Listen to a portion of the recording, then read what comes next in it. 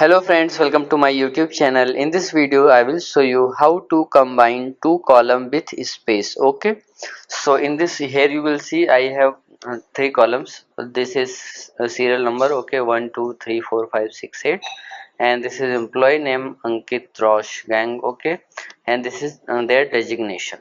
And now I want to just combine these two column B and C. Okay, so if I combine two columns with this formula concate, okay, then this comma this equals to, then here you will see there is no gap between Rosh and area. Okay, now I want to here I want that there should be a space. Okay, so how to do it?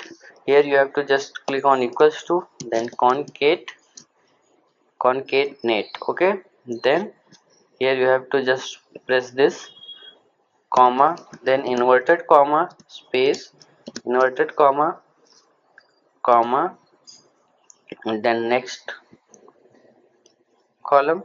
Okay, then bracket close. Now here you will see, so like this you can combine two columns with space.